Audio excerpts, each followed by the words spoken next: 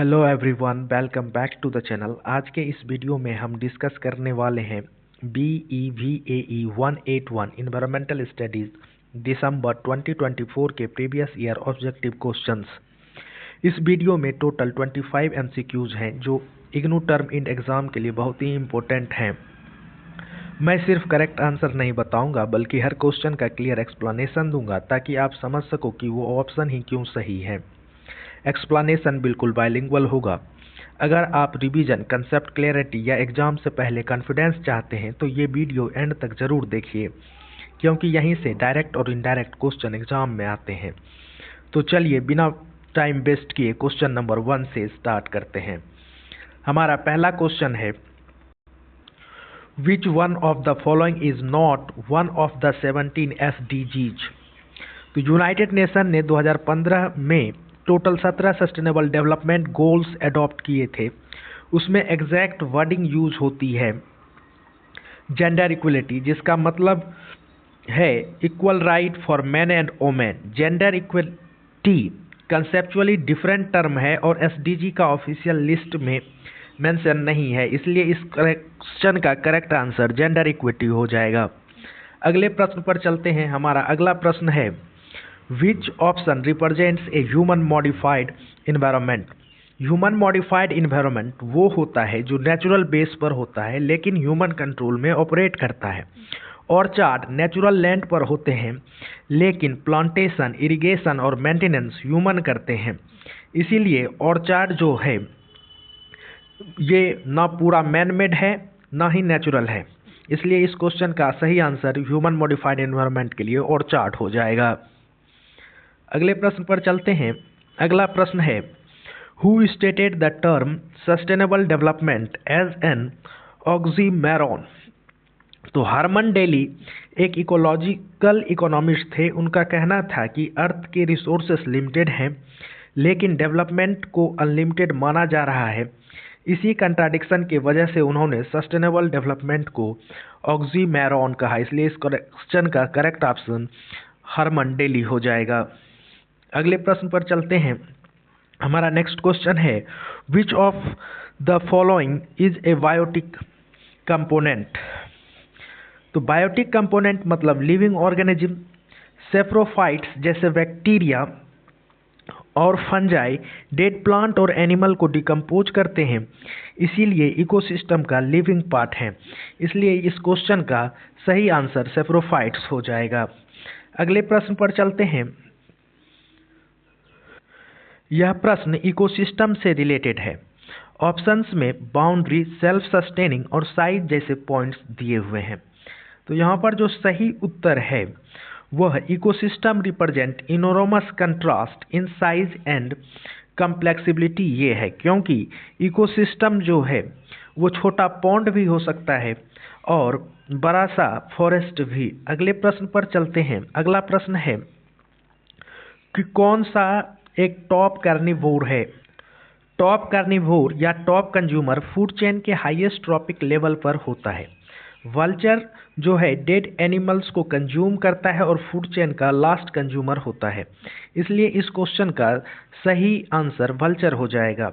याद रखने वाला बात यही है कि टॉप कार्निवोर का मतलब हमेशा हंटर नहीं होता, पोजीशन इंपॉर्टेंट होती है। अगला प्रश्न है, main reservoir of sulphur in the biosphere is. तो सल्फर का मैक्सिमम स्टोरेज रॉक्स और सेडिमेंट्स में होता है। एटमॉस्फेयर में सल्फर टेम्पोररी फॉर्म में रहता है, इसलिए इस क्वेश्चन का सही आंसर सेडिमेंट्स हो जाएगा। सल्फर साइकिल में लॉन्ग टर्म रिजर्वायर होता है, इसे याद रखना पड़ेगा। अगला प्रश्न है,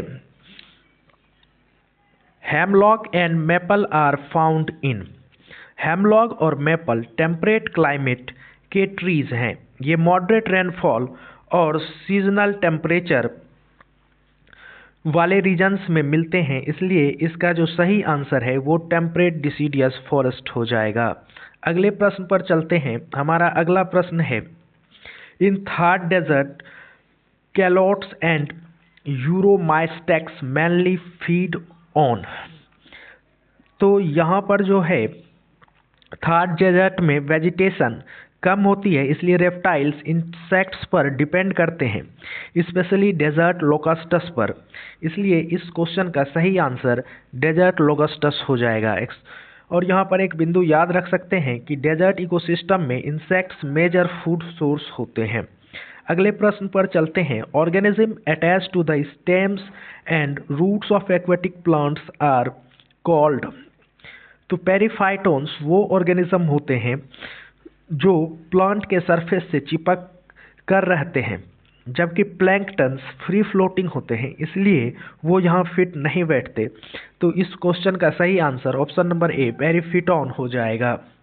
अगले प्रश्न पर चलते हैं। अगला प्रश्न है which one is a example of lotic यानी floating fresh water ecosystem. Lotic ecosystem का मतलब होता है फ्लोइंग वाटर सिस्टम। रिवर जो है वो कंटिन्यूसली फ्लो करती है, इसलिए इसका सही आंसर रिवर हो जाएगा।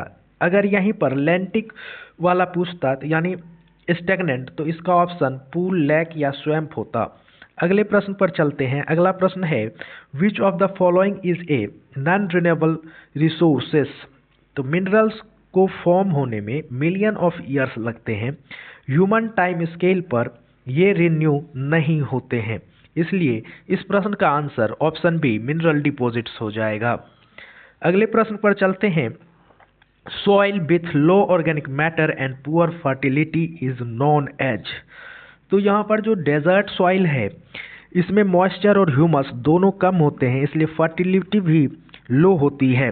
तो इस क्वेश्चन का सही आंसर डेजर्ट सॉइल हो जाएगा। याद रखने वाली बात है कि लो रेनफॉल अगर है तो लो ऑर्गेनिक मैटर होगा, इस कारण से लो फर्टिलिटी होगी। अगले प्रश्न पर चलते हैं। यह प्रश्न है average salinity of sea water. तो इस सी वाटर में एवरेज 35 पार्ट पर 1000 साल्ट होता है, इसी को हम लोग 3.5% लिखते हैं, इसलिए इसका करेक्ट ऑप्शन ऑप्शन सी 3.5% हो जाएगा। ये एक फैक्चुअल क्वेश्चन है जो याद करना पड़ेगा। अगला प्रश्न है riverine land is mainly form due to. Running water जब कंटिन्यूसली सॉइल को कट करते हैं तो रेवाइंस फॉर्म होते हैं, इसलिए इसका जो सही आंसर है वो है सॉइल इरोजन। अगले प्रश्न पर चलते हैं। अगला प्रश्न है which region contains more than 50% of world's plant species. Tropical rain forest दुनिया के सबसे बायोडाइवर्सिटी रिच रीजन है, मैक्सिमम प्लांट्स यहीं मिलते हैं, इसलिए इस प्रश्न का जो आंसर है वो tropical rain forest option A सही हो जाएगा।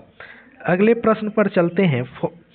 अगला प्रश्न है forest do not play a major role in which activity. Forest carbon dioxide को एब्जॉर्ब करते हैं, रीजनरेट नहीं करते, इसलिए रीजनरेशन यानी कार्बन डाइऑक्साइड रीजनरेशन इस प्रश्न का सही आंसर हो जाएगा। अगला प्रश्न है India's area should be ideally under forest cover. तो नेशनल फॉरेस्ट पॉलिसी के अकॉर्डिंग इंडिया के टोटल एरिया का 33% जो है कवर होना चाहिए, इसलिए इस क्वेश्चन का आंसर 33% हो जाएगा और हिली रीजन्स के लिए यही जो है 66% होता है। अगले प्रश्न पर चलते हैं। अगला प्रश्न है विच ex-situ conservation method provide genetic insurance. तो सीड बैंक्स जो हैं ये फ्यूचर के लिए प्लांट जीन्स को प्रिजर्व करते हैं। अगर स्पेसीज एक्सटिंक्ट हो जाए तो सीड बैंक से रिस्टोर किया जा सकता है, इसी वजह से सीड बैंक को जेनेटिक इंश्योरेंस कहते हैं, इसलिए इस क्वेश्चन का answer option D seed bank सही हो जाएगा। अगले प्रश्न पर चलते हैं। अगला प्रश्न है invasive species known for causing skin allergies. तो कांग्रेस वीड या पार्थेनियम एक ऐसा इन्वेजिव स्पैसीज है, ये स्किन एलर्जी, अस्थमा और ब्रीथिंग प्रॉब्लम काउज करते हैं। हेल्थ इम्पैक्ट वाले इन्वेजिव स्पैसीज एग्जाम में रिपीट होते रहते हैं, तो इस प्रश्न का आंसर ऑप्शन सी हो जाएगा। अगले प्रश्न पर चलते हैं। अगला प्रश्न है भारत का पहला बायोस्फीयर रिजर्व कहाँ एस्टेब्लिश्ड हुआ था। तो नीलगिरी इंडिया का पहला बायोस्फीयर रिजर्व था, ये यूनेस्को के मेन बायोस्फीयर प्रोग्राम के अंदर आता है, तो इस प्रश्न का आंसर नीलगिरी हो जाएगा ऑप्शन नंबर बी। अगला प्रश्न है कि कौन सा फ्रेगाइल इन्वायरमेंट नहीं है। तो कोरल रीफ्स और माउंटेन टॉप्स फ्रेगाइल होते हैं। डिसीडियस फॉरेस्ट कंपैरेटिवली स्टेबल होते हैं, इसीलिए डिसीडियस फॉरेस्ट जो है यह फ्रेगाइल इन्वायरमेंट का एग्जाम्पल नहीं है। अगले प्रश्न पर चलते हैं। अगला प्रश्न है कौन सा जो पॉल्यूटेंट है वो बायोडिग्रेडेबल है। तो पेपर जो है माइक्रो ऑर्गेनिज्म के थ्रू इजीली डिकम्पोज हो जाता है, इसलिए यह बायोडिग्रेडेबल पॉल्यूटेंट है, इसलिए इसका आंसर ऑप्शन सी सही है। अगले प्रश्न पर चलते हैं। अगला प्रश्न है प्रीडोमिनेंटली इंडोर एयर पॉल्यूटेंट कौन सा है। तो फॉर्मल्डिहाइड फर्नीचर, प्लाईवुड और पेंट से रिलीज होता है, इसीलिए ये इंडोर पॉल्यूशन काउज करता है, इसलिए इसका आंसर ऑप्शन बी सही हो जाएगा। इंडोर पॉल्यूशन प्रायः ज़्यादा डेंजरस होता है इन आउटडोर पॉल्यूशन से। और अगला प्रश्न है कौन सा जो है फोटोकेमिकल ऑक्सीडेंट है। सनलाइट के प्रेजेंस में नाइट्रोजन ऑक्साइड और हाइड्रोकार्बन्स रिएक्ट करके ओजोन बनाते हैं, इसलिए ओजोन को फोटोकेमिकल ऑक्सीडेंट कहा जाता है, इसलिए इसका ऑप्शन डी सही हो जाएगा, ओजोन। इस तरह से क्वेश्चन 1 से 25 जो है ये कंप्लीट होते हैं। अगर वीडियो हेल्पफुल लगी हो तो लाइक करें और शेयर जरूर करें। नेक्स्ट वीडियो में हम 26 से 50 इसी क्लैरिटी के साथ डिस्कस करेंगे। Thank you, keep studying.